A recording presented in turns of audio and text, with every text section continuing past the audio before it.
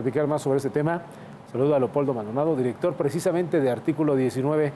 Leopoldo, muchas gracias, qué bueno que estás aquí. Muchas gracias por el espacio, Héctor. Empecemos con lo que está pasando con Artículo 19 y después iremos observando lo que nos has informado concretamente de lo que pasa con los periodistas en el país. ¿Qué pasa con la organización? Pues mira, Héctor, hemos estado bajo acecho de manera recurrente y cada vez con mayor intensidad en lo que va del 2022. Nosotros ponemos como antecedente inmediato los señalamientos que desde la conferencia matutina se ha hecho de nuestro trabajo por parte del presidente de la República, un trabajo que, como tú sabes, ha sido consistente con diferentes gobiernos, tanto a nivel federal como a nivel local, sin reparos en los signos partidistas o en la posición ideológica de los gobiernos, porque nuestro trabajo está del lado de las víctimas que sufren agresiones por su ejercicio de la libertad de expresión o por intentar ejercer la libertad de expresión. En lo que va del año, Artículo 19 ha sido blanco de 18 ataques, entre ellos amenaza de muerte en mi contra, ataques contra otros integrantes, incluso afuera de sus domicilios, contra bienes también de sus integrantes, como sucedió hace poco que intentaron incendiar el carro de uno de nuestros colaboradores.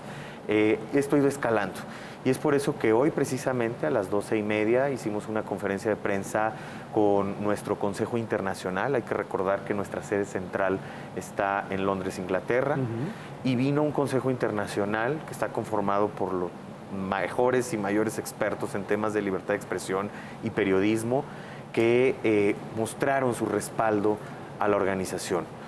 Cada año sesiona este consejo, que son expertos, digamos, fuera de la organización, pero que apoyan en la construcción de estrategias para la mejora de la libertad de expresión en el mundo, y decidieron que había que respaldar a la oficina regional en México y Centroamérica esta vez. Las denuncias al respecto se han puesto ante las instancias mexicanas. ¿Has tenido alguna respuesta? ¿Ha tenido Artículo 19 alguna respuesta sobre el tema? ¿Ha evolucionado? ¿Ha avanzado? Mira, nosotros contamos con medidas de protección del 2013, que nuestro exdirector Darío Ramírez recibió amenazas desde aquel entonces. Contamos con medidas de protección del mecanismo federal. Nosotros hemos solicitado que también este mecanismo, que tiene la facultad para hacerlo, le pida al propio presidente de la República que haga un reconocimiento público de la labor de defensa de libertad de expresión. Este tipo de reconocimientos son disuasivos, mandan un mensaje para bajar las tensiones, para bajar la polarización, porque permanentemente Artículo 19 es hostigado en redes sociales, todo lo que hacemos es señalado de golpismo, de conservadurismo, etcétera, etcétera, cuando seguimos haciendo lo que hemos hecho siempre. También hemos presentado denuncias en el ámbito penal, ante la FGR y ante la Fiscalía General de Justicia de la Ciudad de México. No han avanzado lo suficiente, pero estamos a la espera de que identifiquen a los responsables de estos actos de amenaza.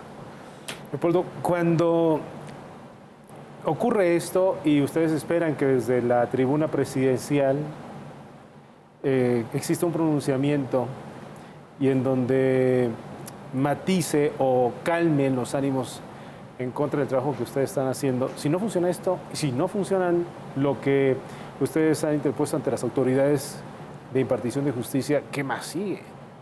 Pues con todo y que ya lo denunciaron también ante... Pues, no, ante el exterior, ante sus colegas ingleses, es decir, ante la vista internacional, ya saben perfectamente lo que está ocurriendo y qué les está pasando. Pues lo seguiremos haciendo a nivel internacional, si no sirve, digamos, el sistema doméstico. Con esto también, como lo comentábamos en la conferencia hace un momento, nosotros pedimos esto al mecanismo, pero el mecanismo votó en contra de esta solicitud de Artículo 19. ¿Por qué? Hay una junta de gobierno que está conformada por 5 instituciones y por 4 integrantes de sociedad civil, es decir, son 9 integrantes de esta junta de gobierno. Por mayoría de votos se negaron a pedirle al presidente esto, bajo una lógica de que ellos dicen que no hay una causalidad o una correlación entre estas agresiones y lo que ha dicho el presidente. A nosotros nos parece igualmente grave que el mecanismo de protección, la medida más barata, que es dar un pronunciamiento público y ya, no la esté realizando.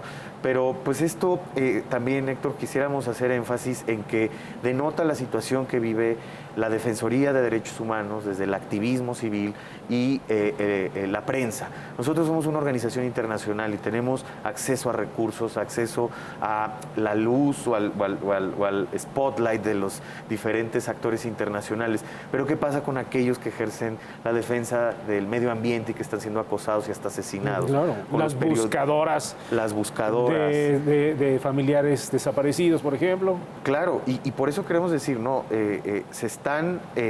se nos están negando las condiciones para este ejercicio de la defensa de la libertad de expresión, pero sabemos que hay colegas que están en una situación mucho peor y que enfrentan todavía mayor obstaculización institucional para acceder a la justicia. Pasemos al caso particular de los periodistas. Dábamos alguna estadística que ustedes daban a conocer precisamente a tanto tiempo, a determinado tiempo, se registra una agresión contra periodistas, hombres y mujeres. Así es, el primer semestre de este año, de enero a junio del 2022, identificamos 331 agresiones, una cada 14 horas, agresiones contra la prensa.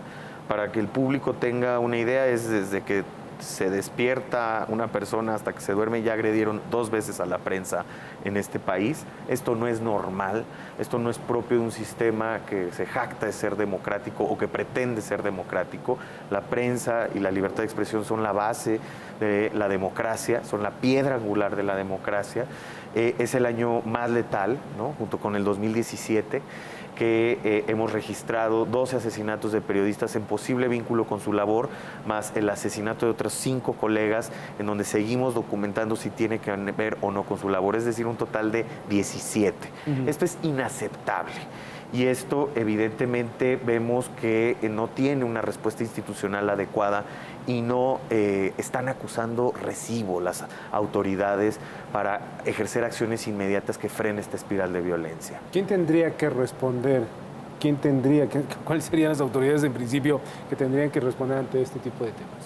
Pues en principio, obviamente las autoridades federales, las encargadas de seguridad, las encargadas de la Procuración de Justicia, pero también las autoridades locales. A eso voy, porque como pasa en muchos casos, los alcaldes, las alcaldesas, los gobiernos o los gobernadores o las gobernadoras, pues voltean a ver al gobierno federal y es responsabilidad, es un delito federal, entonces que se haga cargo. Pero todos se avientan la pelota. Los periodistas viven ahí. Exacto.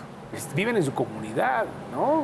En principio, por ejemplo, son delitos del fuero común. De acuerdo. Y hace 10 años peleamos para que el Ministerio Público Federal, la entonces PGR, ahora FGR, tuviera la facultad de atraer esos delitos cuando fueran delineados o perfilados hacia el menoscabo de la libertad de expresión.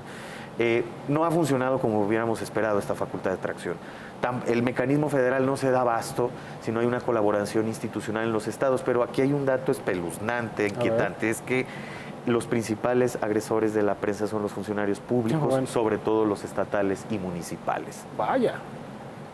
Es más del 42% de las agresiones cometidas a ese nivel. Es el primer entorno, es el primer círculo de trabajo y de encuentro de los periodistas.